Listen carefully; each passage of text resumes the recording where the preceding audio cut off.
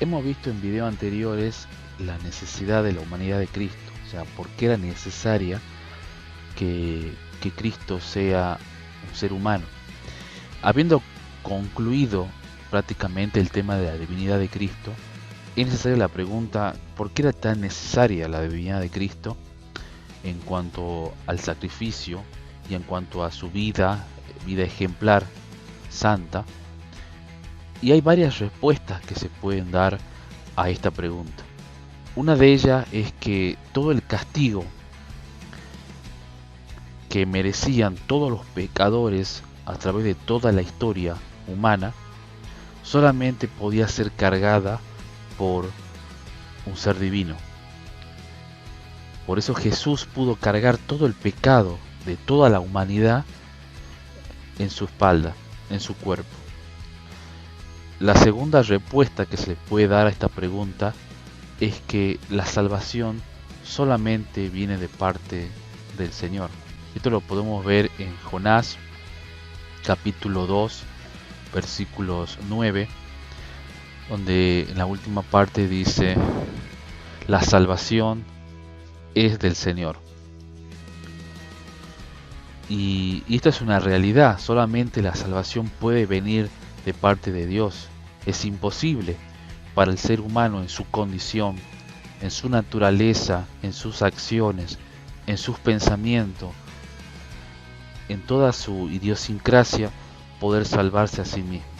Toda la escritura habla de este tema y de la imposibilidad del hombre de poder salvarse a sí mismo. Y como tercera respuesta es que solo alguien que era verdadera y completamente Dios podía ser el mediador entre Dios y los hombres. Esto está en primera de Timoteo 2:5, porque hay un solo Dios y un solo mediador entre Dios y los hombres, Jesucristo hombre.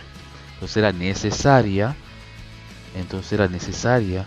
la deidad de Cristo para llevarnos de nuevo a Dios y para darnos a conocer a Dios de la forma más completa. Tengamos en cuenta que ningún ser humano conoce completa y plenamente a Dios. Él tuvo que revelarse. Sin embargo, Jesús, al ser Dios, nos pudo revelar la naturaleza y todas las cuestiones que hablan acerca de la deidad, porque Él mismo era Dios. Tanto tiempo hace que estoy con vosotros, le dijo Jesús a los discípulos, y no me habéis conocido, Felipe.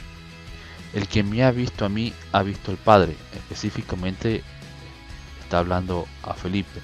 ¿Cómo pues dices tú, muéstranos el Padre?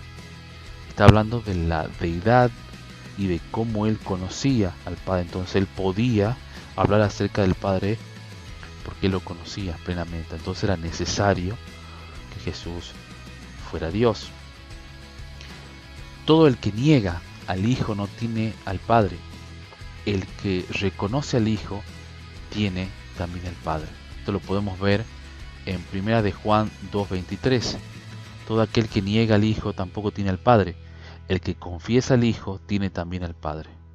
Era necesaria la deidad de Cristo. Todo el que se descarría y no permanece en la enseñanza de Cristo no tiene a Dios. El que permanece en la enseñanza sí tiene al Padre y al Hijo. Estas son las palabras de Juan.